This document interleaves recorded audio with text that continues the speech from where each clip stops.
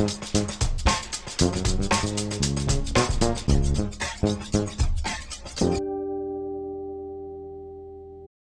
I'm Marius Bargielski.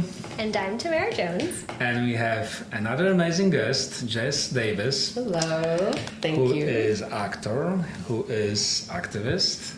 You are from Oakland, California. I am. I have family out there, and I'd love to hear that. Okay. And also, you started your this whole acting journey when you were in high school. Yeah. And that's led to independent films. That's eventually even led to television show roles. And so, yes, very welcome to you. Thank you. Thanks for having me. Yeah. Yeah, thank you, Jess. So tell us your beginnings, how you started. Well, first let me say I do identify as non-binary, so my pronouns are they, them, she, her also. So just as a aside.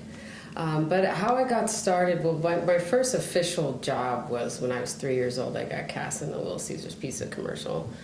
And then my mom didn't like how they handled the whole trundling kids off without letting the parents know. So I had a however decades-long sabbatical from from working. But during that time, my mom always said that I was very performative. I think one of the stories she likes to tell is I would disappear into Bambi mode, which is just me crawling on all fours saying mother for 2 hours. That scene where Bambi loses his mother is really intense, and I don't know, as a kid I kind of gravitated toward stuff like that. I like the more kind of sad and tragic kind of tales, and I think because of that it really amplified my wanting to be a part of performing on stage and film, because the intensity of story can really affect you and your perception of life and all of that. So I think my start was being introduced to stories really early on, and really wanting to be a part of the stories. So yeah. And you have to go through a lot of things, because as a young person you were diagnosed with... Yeah, I was diagnosed with cystic fibrosis, which is a chronic genetic, and it used to be fatal, more so fatal lung disease, because at the time it was a childhood disease. A lot of kids were not living past their teens. So I was told at 7 that I wouldn't make it past 16, which was not the best bedside manner for a doctor. I know, you were still a kid, but you were already, what they're talking about. How you felt to knowing that your life could completely fall apart? Right? Well, I mean, when you're young, you don't really know how to conceptualize mortality. And I was kind of forced as a kid to reckon with my not being indestructible. A lot of kids, they are granted kind of the luxury of being told that they can do whatever. I was not, and neither was my brother, because he also has CF. So I had to find a way to make the most of my existence, and I guess I felt sad. It's hard for me to say as a child. I didn't really know what death meant, and CF forced me to understand death from a different perspective than how other people do. It was looming for me, because even when I made it past 16 at the time, they said 30, either before 30 or 30 was the next, and now I'm 35. So I kind of I tell people jokingly so that I'm living on borrowed time, because I did not really plan to be here. I kind of wanted to expedite, a lot of the goals and passions I had, because I had a kind of timestamp. But I think having that life expectancy, so having to confront it, so early on, helped me put my motivations and my ambitions in focus, because I didn't have much time to achieve them, So I had a midlife crisis at 15 because I was like, well, if I'm going to die at 30, is the point of going to high school. So I was homeschooled for a little bit, and I did independent study, and I worked very well independently. And it's because as a person with a chronic illness such as CF that has a lot of back and forth in the hospital space, in the doctor's office, you do have to grow up a little fast, and you're constantly communicating with doctors, so it really influenced how I articulate, and being able to speak to doctors and use medical terminology so that they understood what was going on with me.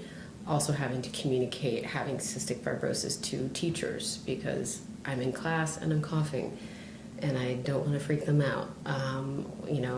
So there's a lot I think that CF has been able to give me in terms of communication tools, which I think is a really big thing for actors, is we are communicating story. So having a relationship with words, I think is really important, and definitely having a chronic illness helped me cultivate that a bit more than I think I would have if I didn't have cystic fibrosis. And I remember when we first time met, and you struck me by that you have so much energy.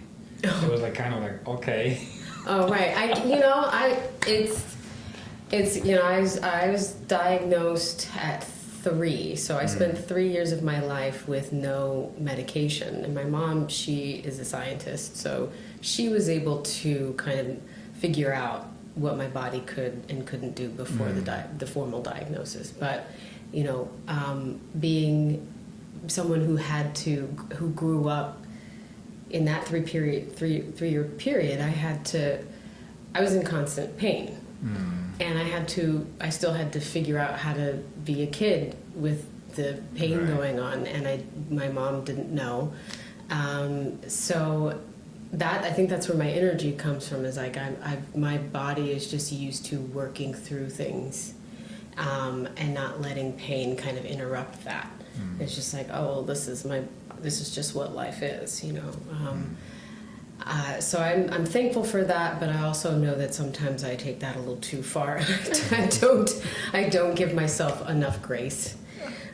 So there's always a balance with that, and so I think that's more so where the energy may come from, is just having to find it somehow, because it's like my body says one thing but I want to do another, and so it's like how to make those two things communicate with each other. So I mean, the audience can see very clearly that you still even look like you are a teenager, so your manifestations are definitely coming forth. I get that a lot, and I'm always like, are people just being nice? No. Or do I look like a child? And I it's funny because I always felt like an old soul, and but I think there's, you can be old, have an old soul, but still have a youthful approach to life. I think that's kind of what I think a lot of people want to achieve, is like wisdom, but also the activeness of youth, and applying that wisdom with your action,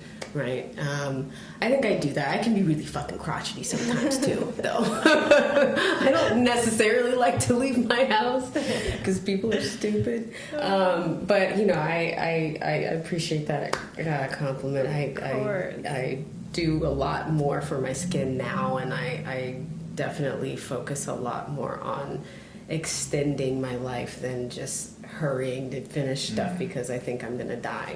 I think that also, when you can put your stress into perspective, it kind of helps your face too.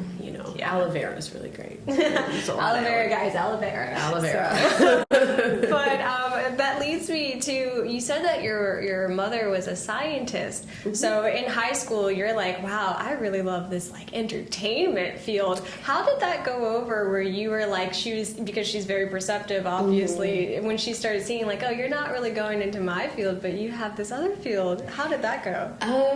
My parents have always been really, really supportive of what I want to do. I was a really good student, and if I didn't feel like going to school one day, I'd be like, Mom. She'd be like, it's fine, you can stay home.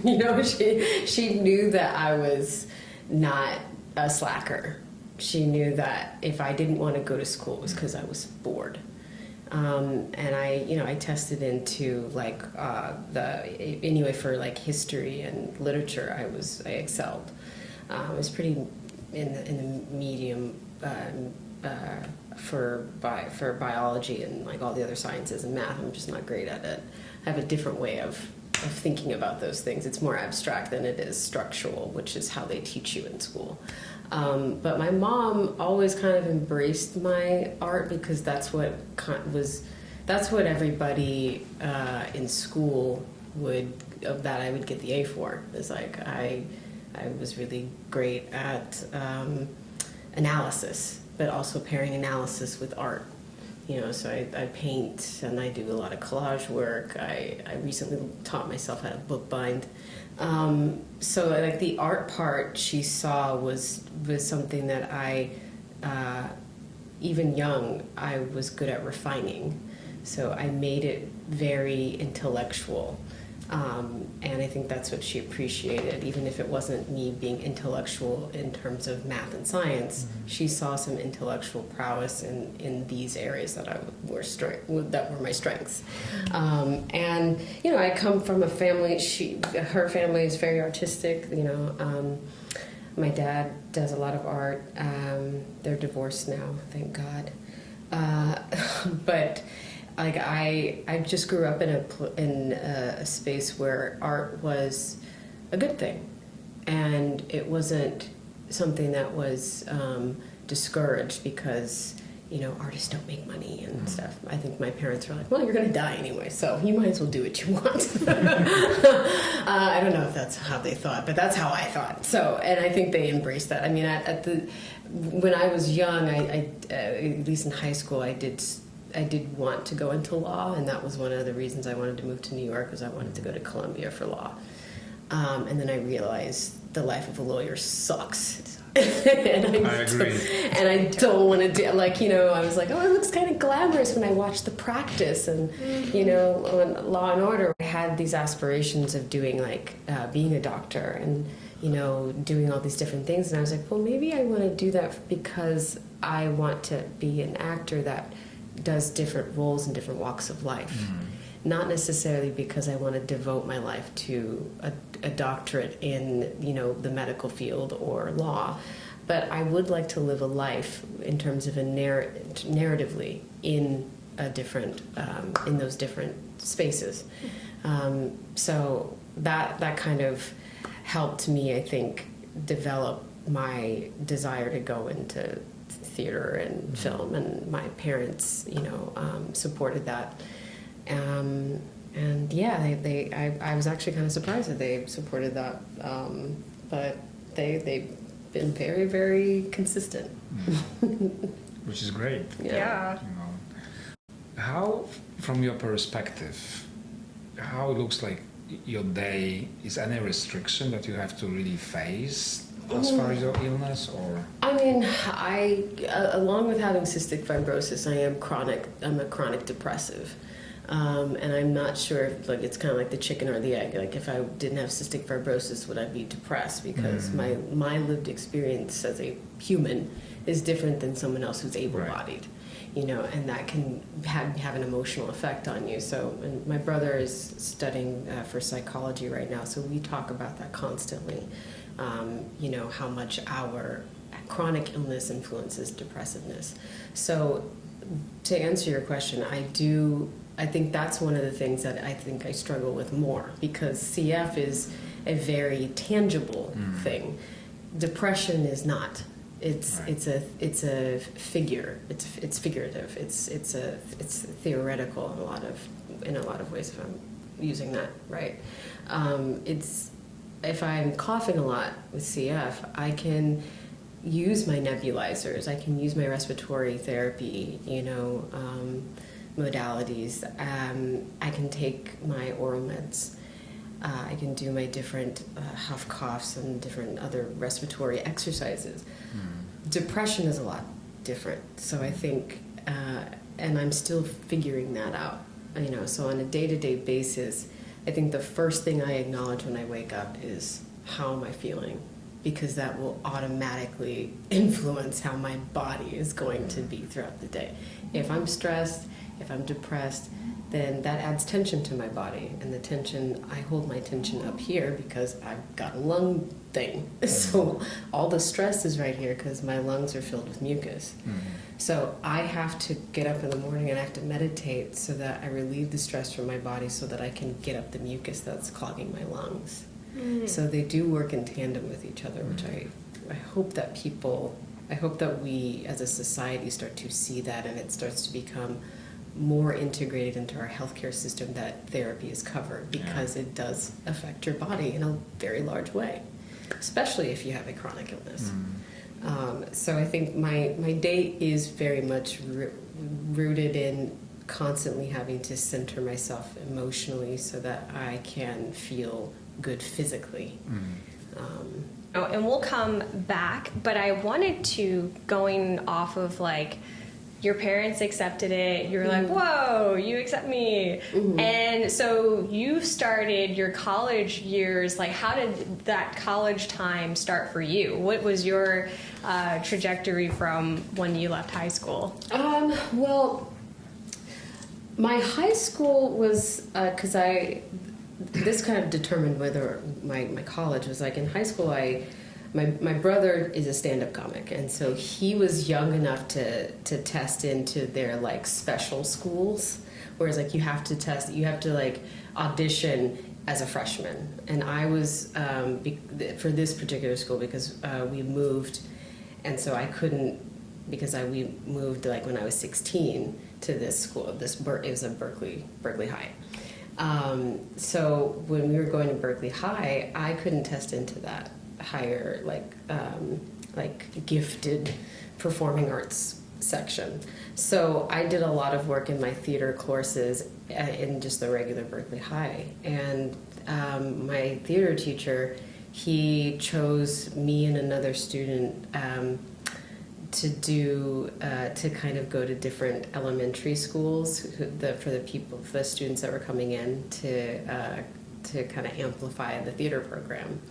And it was because of this, I did rows from fences, and because of that performance, because I wasn't sure if I wanted to go to college for theater, but because of that performance and because that theater teacher was like, you have something, or like he really was like, you really excel at this, like you're doing really well, you're doing like really good work for the age that you are. And I was like, okay, so maybe I can go into college and take some classes, because initially I was just gonna go to school for theology after I was like, no, I don't want to do law, as I do love religion, but I'm a very secular person. But I didn't really see myself going to school for theater or going to school for acting. I was like, that doesn't, I don't know if I have that in me to do. And also I had a contentious relationship with, institutionalized education in any way. It's just like, it feels like just a fiscal trap for people. But I decided to go to community college after having that experience with my theater teacher in high school. And, I don't think I got the same feeling from this theater instructor in my community college in Oakland at Laney, but I learned a lot. I learned a lot about like the politics, which I kind of understood because I went to two different high schools. So the first high school, I auditioned for like Into the Woods, and they were like, you're great, but they ended up picking like the regular actors that they always pick. And so I got kind of like introduced to that in high school, and then it came up again when I went into community college. And I was like, okay, so you're just gonna pick the people that you like all the time. But I was able to kind of understand where I landed in terms of what I could do as a performer, because even though I auditioned for Romeo and Juliet, for Juliet, the instructor, the college instructor gave me, he was like, how about you have a really good voice, why don't you be the siren and you sing at pivotal moments of, when Romeo and Juliet meet. And so I was like, okay, I've never really sang before, on stage like this. So my college experience with theater was figuring out, well, what can I also do outside of acting that is still stage written? And I did perform in other productions as an actor, but it was nice to get a taste of like, okay, there's this other thing that you can do too. So I think college was like definitely a space where I was able to figure out how to use my performing body for more than just acting. And so that was it was all right. It's okay. I ended up moving to New York and auditioning for Tish and didn't get in. And so, love you, Tish, for that.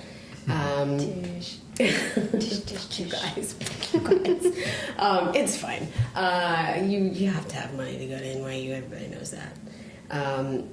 But I kind of was relieved because I didn't want to trap myself in college doing theater because a lot of the private schools, they won't let you perform outside of them, right? And how much experience are you getting if you can't do that? Right. So I felt it was a lot. It was actually kind of a blessing to pursue theater on my own, and I've done a lot of independent theater. And even though I'm recently I've decided not to do theater because I'm a film actor. Like I love film. I love telling stories on film.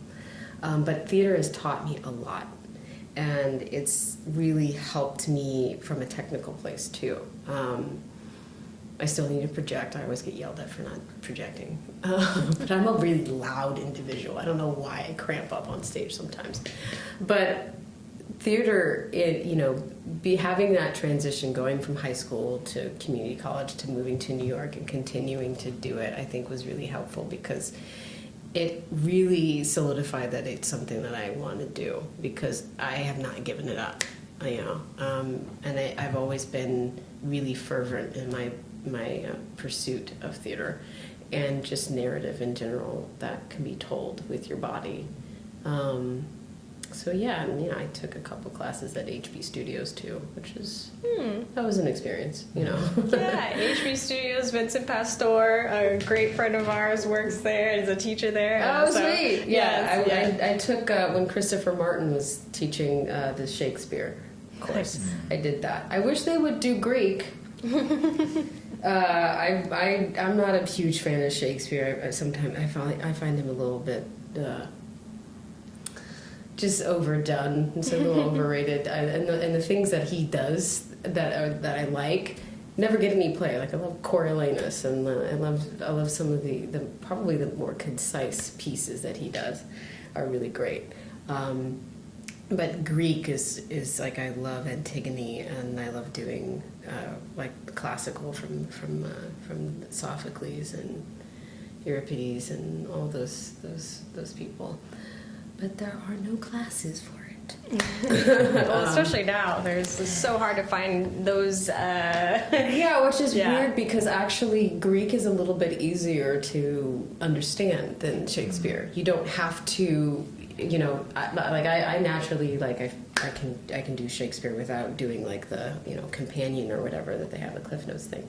I love language, so I like to look at it and understand it from different perspectives. But Greek is actually not written so convoluted like Shakespeare is. So I'm surprised from that front, at least for me, it's not that it's not done more often because the language is actually a little bit more, it's a lot easier to understand, I think. But yeah, just a note for anybody out there listening who has some kind of power to make Greek come back. Greek theater. Yeah, let's come back to depression. Because when we started the podcast, we were talking about different forms of the depression, where they come from, and especially in this industry, most of the time come back from the narcissism, right? In your case, it's completely different. Oh, yeah. And I don't want to say this because this is not fair to you, but your depression comes like from the real problem because you have this illness, right? Yeah, I think my depressiveness is not, or my mental health challenges are not necessarily narcissistic, even though sometimes I conflate it as such, because my brother was telling me this the other day. He's like, you label yourself a narcissist when you are seeing maybe your tendency to be self-absorbed. But he's like, you do it from a self-deprecating place, which is not necessarily what narcissists do. And he's like, the reason that you think you're a narcissist is because you see narcissism as a strength, where when you're doing something from a self-deprecating place, that's a weakness, and you want to be strong. So I think that's a very that's a very crucial caveat. We are looking at narcissism because I think that's being thrown around a lot lately. Everybody has narcissistic tendencies, and I think we need to honor that. We all have vanity. We all have, the moments of self-absorption. It's about balance, and if we go too far in one way, that's where it can become detrimental. But my depressiveness, I think, as it pertains to like my chronic illness with cystic fibrosis and also industry related, it all has to do with self-worth. I have a very low self-worth that I'm redefining now. I feel like it's higher now, but I have carried and shouldered the burden of not feeling valued. And I think that's something that a lot of people who are considered, societally disabled and definably disabled, that is how we tend to see ourselves, as like we are kind of on the outskirts of society. We're not a convenient person for people because we have these extra things. So for a long time, I didn't think I could have long-term relationships because I was like, I don't want to burden a partner with me dying. I don't want to create that emotional issue and challenge for them. So I didn't think I would be a valuable partner for that person, for anybody. So I think a lot of people who have illnesses are afraid of being a burden, are afraid of being abandoned because of their illness. I think the way that this kind of relates to acting for me is like when I was a kid, I really, really fell in love with Angels in America. I saw the HBO version with Al Pacino and Emma Thompson. I actually met Emma Thompson and told her I loved it, so it was a special moment. But I love that play because the main, or at least what we perceived, I think we all perceived Pryor kind of to be the main character, Pryor Walter. And Pryor gets diagnosed with HIV and it develops into AIDS. And his partner, Lewis, ends up abandoning him because he can't deal with sickness. And as a kid, that just struck me so much because I was living with something that isn't sexy, I cough up like really thick green mucus, like I'm like a mutant over here technically. And it's not sexy. There are other things about CF that's not sexy. Like our shit smells terrible because our bodies can't hold on to fat. It all goes out in our bowel. And so fat smells horrible. So as a kid, I had all of this shame. And I didn't think that I could allow friendships because of that. I didn't think I could have partnerships because of that.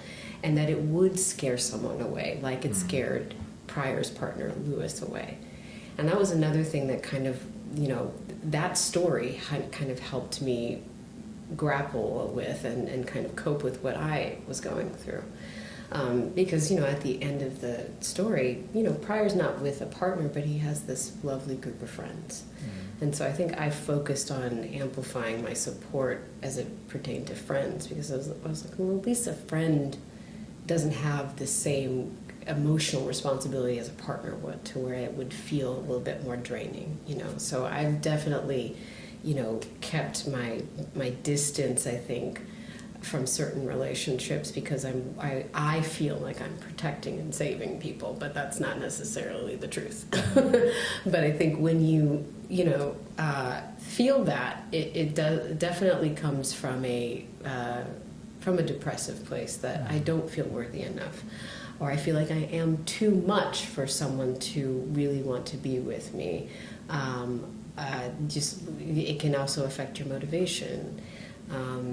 And sometimes it does. I'm just like, you know, I have to do so much just for my body to, you know, operate. And how much of that mental space and physical space is left for dealing with the pain of rejection when I'm auditioning for things or when I'm submitting for projects.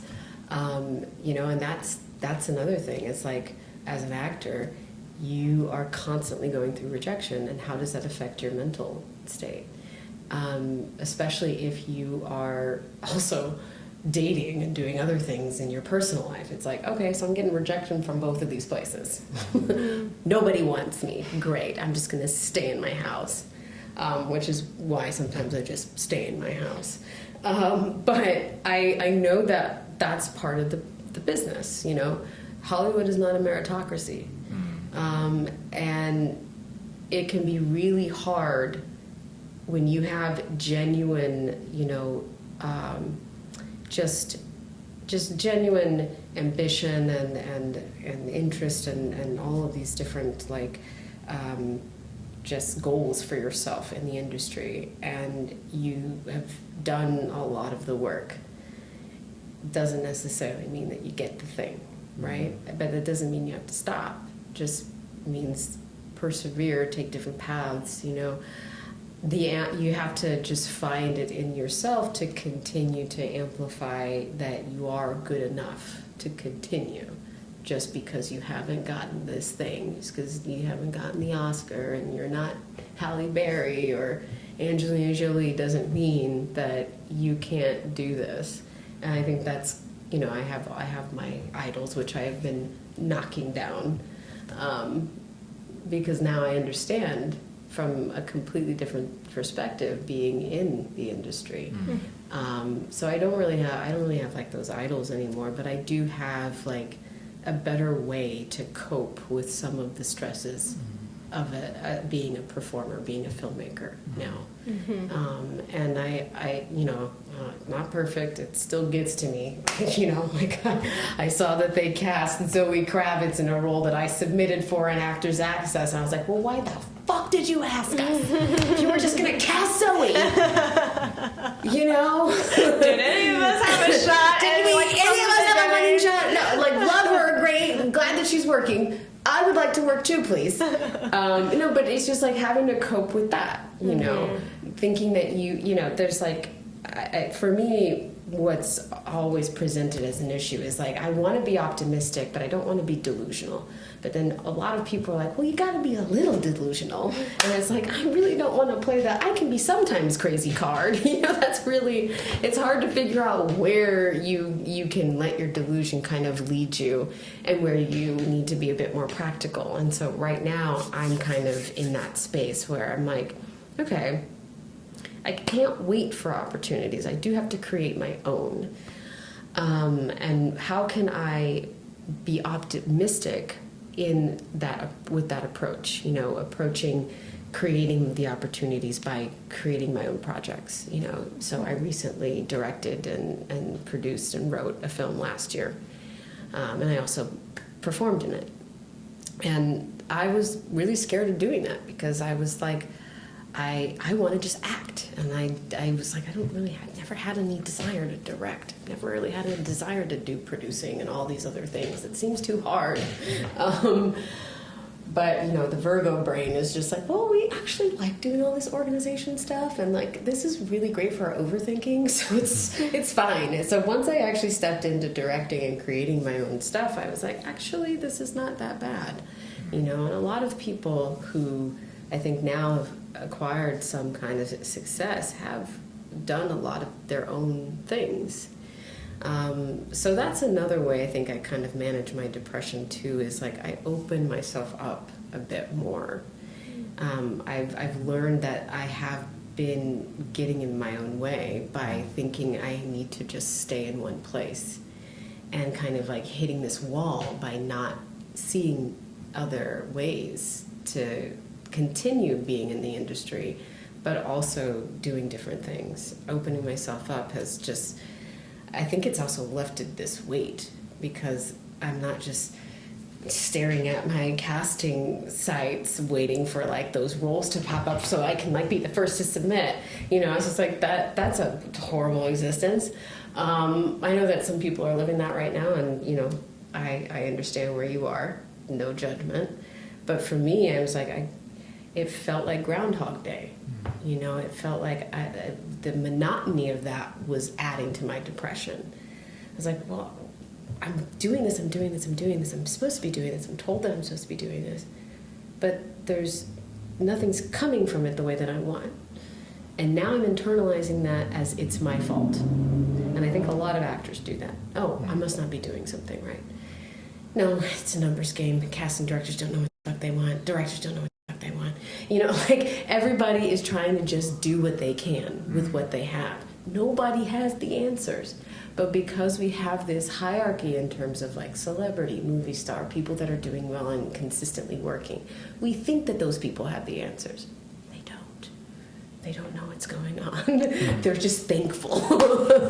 And so that's why like now I'm like, I don't really have those idols anymore, because I think when you have an idol, you entrust them and give all this power to them that they don't necessarily have or asked for. And then you're more disappointed, actually. Right, you create the releasing the expectation that this person, if you follow their path, that it'll turn out the same way for you. But it's, you know, my mom had to also remind me that, because I would be like, you know, Jennifer Lawrence gets all these roles that I want, Zoe Kravitz gets all these roles that I want, Zendaya gets all these roles that I want, and she was like, your path is different. Your path is different. You have different things that you have to deal with. They don't have CF, okay? They don't have being black in your skin tone, you know? Like, there's a lot of things that they don't have to go through in order to get to where they are. That doesn't mean that it was easy for them, but you can't conflate your journey with another person's, especially when you're in the film industry. That's a really good point, especially for many people out there. Because we feel like the industry is splitting into so many different directions that it's becoming a real world's industry instead of what it's just Hollywood. It's not just Hollywood, which I'm so glad. A lot of people are like grateful. taking steps back from Hollywood, Yes, but that doesn't necessarily mean that they're not acting. Yeah, that just exactly. means that they're not putting their all of their energy into the Hollywood sphere, the Hollywood world, you know? And they realize that Hollywood has always been it's just been exactly what it is, which is like it's been smoke and mirrors in a lot of ways. It's toxic as fuck. Yes, it's a toxic place. Yes, you know, there's a lot of like, you know, like I think Angelina Jolie said this recently. She's like, I couldn't be an actor now. With I think it was because the expectation that an actor now has to have the social media presence, and she was like, I don't want to be that exposed, you know. And I was like, yeah, I get that, because you grew up with that way, and it was not helpful for your relationships and your career. But she also suffered through a time of Hollywood that was very, very stressful and toxic. I was like, I wouldn't want to be an actor back then. The way that you were, the casting couch was still a thing. There was still a lot of just like, Harvey Weinstein was still out and controlling shit. Like, I would have wanted to be an actor back then, because you were so exposed and to people being preying upon you. There's a lot of predatory behavior back in the 90s and pre-90s, you know. Now there's more of a spotlight on it. There's more accountability being amplified in that space, and people are like, you know, way more apt to listen to people who have survived through just a lot of sexual abuse situations. So like, you know, there's differences for both worlds. Yeah, know? yeah, and we always are just trying to encourage people that one of the things that happened with that transition from Hollywood being such a broadcast around the world is that a lot of these idols gave their personas, they gave these mental disorders because people are, you idolize it and then you become, I mean, as humans, that's what we do, we transfer energy. And so now we're like, wow, don't idolize people. We're all actually human, believe it or not. Human. But that's another thing. I think the idolization, in some ways you touched on it, was like if I remain unhealed, then I can work better. A lot of actors just want to fill up the pain canister and paint with that. And that's not, just sucking your trauma out, sucking all the energy out of your trauma so that you can use it on camera and on stage. It's not sustainable, and it makes you a pain to work with. You are an insufferable person to be around, and it kind of leans into like the method as well. It's like, I used to really appreciate the work that Daniel Day-Lewis did. Now I look at it like, no, you're just kind of being a dick. like requesting that everybody call you Lincoln. I'm like, the sound guy doesn't need to do that. He's got a hard enough job already. Can he not, I think the method for me has evolved, to this thing that's kind of a crutch that, a lot of cishet white men are able to do because they still rule the world in a lot of ways. They are not going to get told that they're being a diva, but have Viola Davis do that shit when she's playing Rose. No. Nobody's gonna call her Rose outside of no. set. I am Rose. Yeah. So, now I kind of see how like the mental illness part of it is kind of fetishized in acting. Mm-hmm. If you're mentally ill, you're eccentric and you're dark and you're tragically beautiful. No, that's just people fluffing you up so they can use you. Mm-hmm. And they don't want you to be healed, because an unhealed person is good prey. You'll do whatever they say, because now a lot of people who have mental health issues are validation addicts and validation seeking. They want to be told that they're doing well because they probably came from a place as a young child where they weren't told that. And the industry is a prime place for people who have suffered emotional neglect to get that emotional validation, and then they become addicted to it. And then you get, people leaning into doing the method and doing all these crazy things to get validation. Jared Leto did not need to send like a dead pig to his cast members, but you know what? The social media sphere validated him and said that he was doing something so iconic. Whatever. And it's just like, no, that's just clearly he wanted something. He wanted to be acknowledged as a good actor. And this is another thing, is like, I think actors are not really told to self-validate, lest you be conceited and considered a diva, right? And we don't want that. So the method, I think, really does contribute to mental health in a lot of ways. And I think that you can still be a method actor. You can still do sense memory. Like the book I go back to, and I'm also kind of grappling with this, is the Lee Strasberg notes, where he developed sense memory from the method. And I think that's where a lot of the trauma draining goes, because it's like, oh, just use the senses from your past to fuel this scene, which is fine. But what he didn't talk about is the aftercare. How do you bring yourself out of that? How do you not live in that world anymore and then expect everyone else to color that world? And so, like, for me, I think it's way more responsible as an actor to create all that in here. I'm not going to make the person who's doing catering refer to me any other way than what they're comfortable with and what I'm comfortable with in terms of like my pronouns and stuff. But creating film and theater is collaborative. You cannot enter that space with the expectation that the way that you are approaching the narrative and you are approaching your character is going to be what is comfortable for everybody else and amplifies the collaborative space. You have to work with each other. And I think sometimes the method can be this thing where it's just like, it's absolute. It can't be touched, and it has to be this way. And it's like, no, it's not true.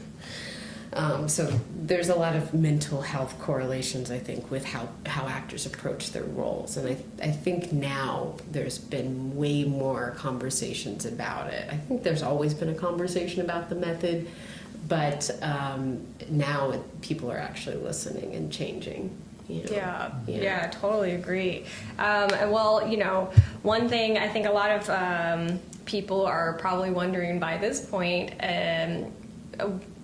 back reference, when I was growing up, I had a friend who had sickle cell anemia. Mm-hmm. And she, I guess people with similar energies gravitate towards each other. So, she also had a love for arts. And I do recall, because of her illness, like there were just so many blocks that she had already put up in her life, and she's never gone down the arts path. That she's found something she's loved, luckily, besides it. But what would you say to the people out there who are suffering, or just like they are living life with these extra challenges, and these obstacles? What advice would you give them? How did you go about it, and what is it that you would give to them as far as them going about it for themselves? I mean, I think a lot of art is not giving a fuck what people think. So it's really, you have to, you can't care so much how people are going to perceive your pursuit. And that's something that, like, as much as I was like intellectually aware of it, emotionally I hadn't caught up, so I would think that I had to pursue it a certain way. And then once I let that go and I started to trust myself more, I think trust is a really big thing too. You have to trust yourself. And it's not there's no perfect way to do that either. It's how you feel comfortable in trusting your instinct, trusting that you're making the right decision for what is happening right now. And even if you don't, still being able to trust yourself after whatever misstep you have. So I think trust is a really big thing, and not caring so much what people think, which I know is easier said than done, but it is a very liberating experience to put something out there, be open to critique, but not letting the critique surmount you or defeat you in a way that like interrupts your continued pursuit of creating. So I would say that people who want to pursue art, who are chronically ill, to not care, trust yourself, but also know that your lived experience as someone who lives with a chronic illness is a very different experience, and it's very unique. And in terms of art, that can really, influence you. It can really be a great way to get inspiration for creating. I think for me that's definitely how I look at it. Is I live a different life than an able-bodied person, even though I am perceived as able-bodied, because you can't really tell. So I constantly observe people in general, but I observe that in other people, how they perceive me as someone who's chronically ill. It sometimes it's just like does not compute, and their brain gets fried because they're just like, but you're not in a wheelchair. And it's just like, well, not all of us who are disabled have that identity. It's not necessarily always going to have a physical representation in our lives that way. And I think as chronically ill people, using that is really powerful and valuable when it comes to art, is using your identity, but also understanding the perception of your identity and challenging that perception, confronting that with other people. I love I really just love making people uncomfortable. So a lot of my art is about that. A lot of my challenging audience is about making them uncomfortable, because the only way I really believe people actually reflect is if there's a discomfort, because otherwise you're just going about your day and living in this comfortable space. If something doesn't make you comfortable, you're not able to, if you're just living a constant comfort life, then there's no space for you to reflect on something that is outside of your comfort zone, right? So I think making people uncomfortable has been like one of the reasons I like to perform, is I like to do things that really just like, even if people are like, that was a terrible movie because it made me feel blah, blah, blah. It's like, no, that's good. That's good. I don't mind being hated. I really don't. At this point in my career, I'm like, I don't really need the Oscar. If I made you feel something and you didn't like it, I bet you it's going to be in your mind, and you're going to give that some thought. Why did that make you feel that way? Now, some people are not going to do that. Some people are going to just trundle that off and never think about it again into like a dark corner of their mind. But a lot of people, I think, they subconsciously or consciously, they get moved to change when there's a discomfort. And I think that's what film is supposed to do. And as a person with a chronic illness, I know that I make people uncomfortable when I cough. I know that other disabled people in my community, I know that they're aware of how their disability makes people uncomfortable. And so using that in your art, I think, is a very powerful tool to getting your voice heard as however you want to define your artistic voice. So hopefully there's something in there for people. Well, all of the shit I just said. Absolutely. So we know the healthcare here is very bad. Mm-hmm. It's just a failure. But from your perspective, and you mentioned that many times you don't want to be the burner Mm-hmm. for the other people, right? Yeah. So what you would say, like what you would expect from the society, how to deal with people to not make you uncomfortable, that they only treat you the way to make you more comfortable or better, but like in a real... Yeah, like how would I like people to acknowledge me as a chronically ill person in society, kind of or like just like within the in healthcare society, industry? and that you feel more comfortable. And I mean, I've been doing a lot of trauma healing, especially when it comes to my illness. And one of the things that I've learned is that I've learned to release the expectation that anybody will treat me the way that I want to be treated.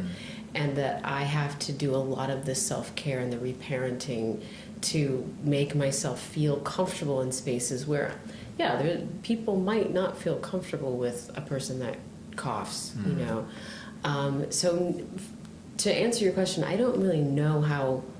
Right now, I'm kind of still defining that. I'm redefining like how I would like to be treated, but also releasing the expectation that that will be fulfilled by whomever's in my space. I mean, ideally, I think I would like people to. I always think about this when I'm on the train and I cough and then someone moves away.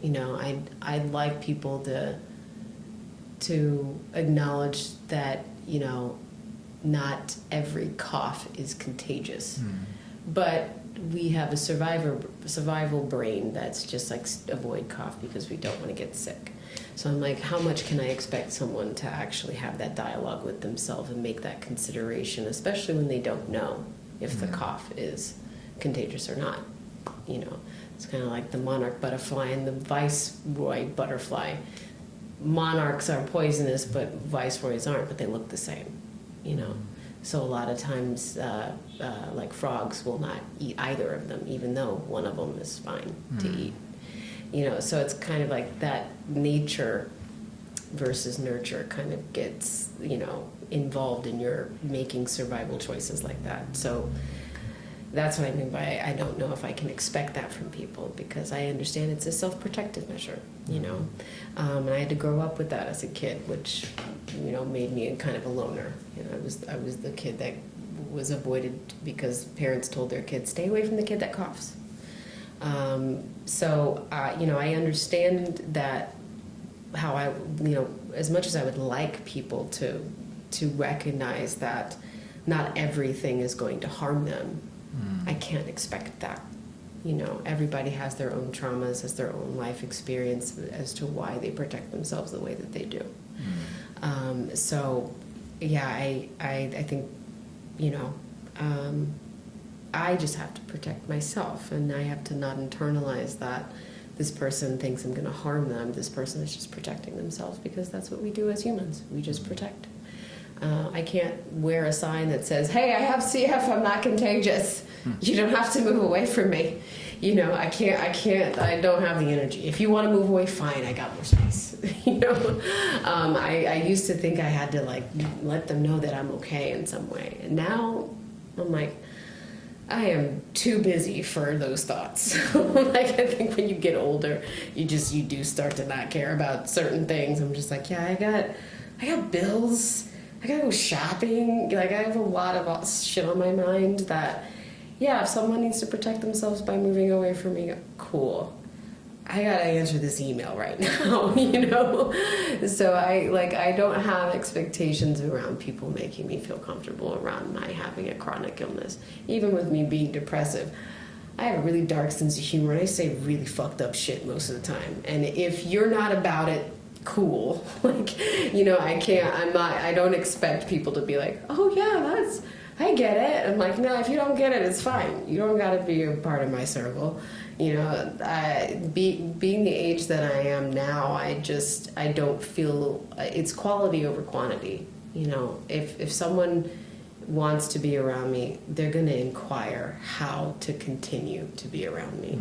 I'm not, and that doesn't mean that I can't communicate. I'm not expecting people to just know how I would like to be communicated with and how I'd like to be treated. But there's a balance with that.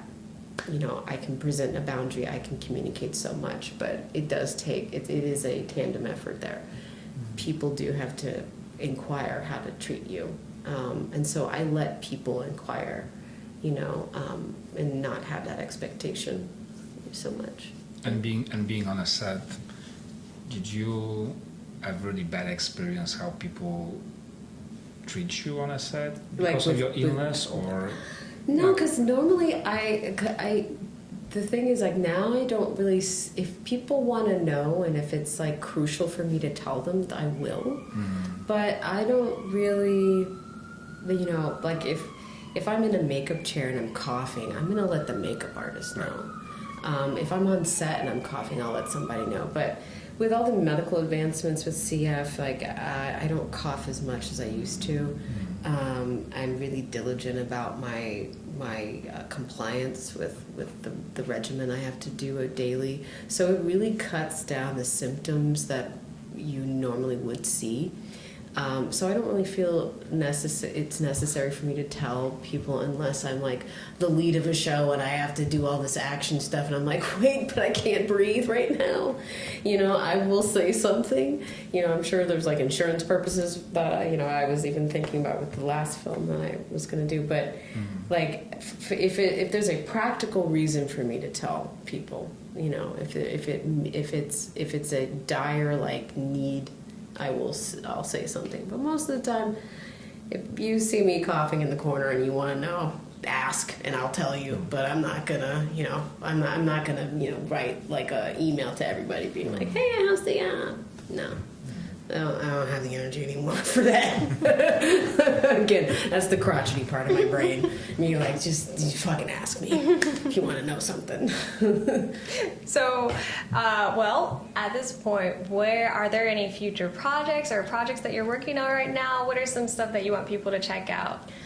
My film that I wrote and directed and performed in, we just finished all of the post, and now we're doing credits, and we're going to try to get a screening together in the fall, and then I'm looking now at the International Film Festival market and investor market for that.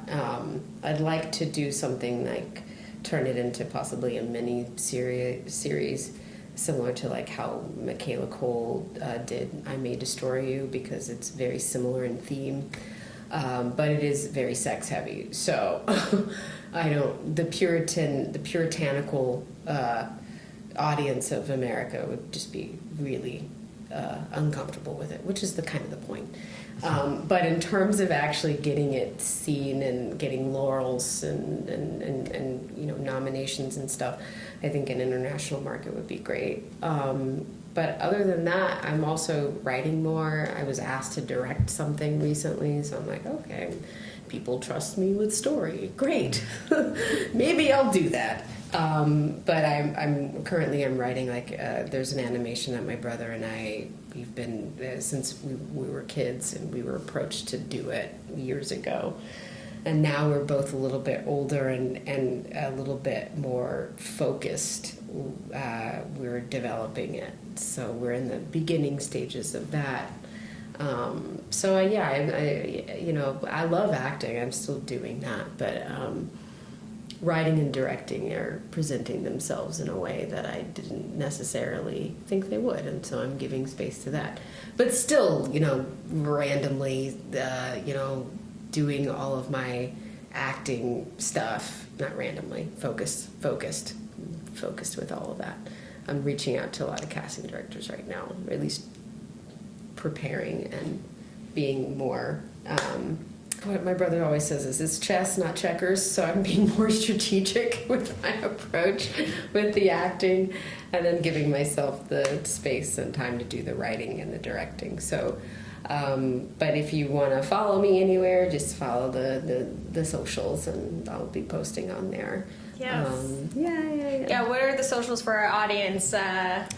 I have a website. It's jesdavis.com, but if you want to see all of the weird shit I do, it's my Instagram, which is JESXDAV. That is my Insta. I'm thinking of maybe doing a Substack, but all of that will probably be linked to my Instagram. So. Wonderful. Well, guys, you know where to find her. Thank you so much. What an amazing story you just presented here. Yes, thank you so much. Thank you for sharing all your life and the struggles. Yeah. And I think all of us as a human, we should be much better and do much better for all of those who really need, right? Even sometimes just open and talk. Yeah, That's just the basics, right? Yeah, just as a closing, because I don't think we talked about the activism that I do, but being an activist kind of also taught me how to show up for myself and show up for others, and it can be very small, volunteering, or just holding space for someone in your community. It doesn't need to be like you start a 501c3. You can just listen to someone as they talk and tell you their day. So it doesn't take much energy. You just have to really give yourself the time and space to be there for somebody else and yourself. I don't know, Tamara, if you realize this very nice scent in this room. I smell it. Again, this is not sponsorship. This is not advertisement. We just got the beautiful candle from our friend, Celise Marie. And it's so beautiful. It smells heavenly. And it's completely done organic and handmade. No toxic. Look at that. Yeah, and it was actually designed in Paris. Wow. So very nice job, Celise, and we thank you so much. It's an amazing gift. And for all of you who wants to really buy those candles, there's a link underneath. So you can actually order by yourself. Mm-hmm.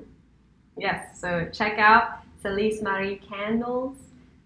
It will definitely be scenting up your home with these beautiful scents, very strongly, but balanced. Yes.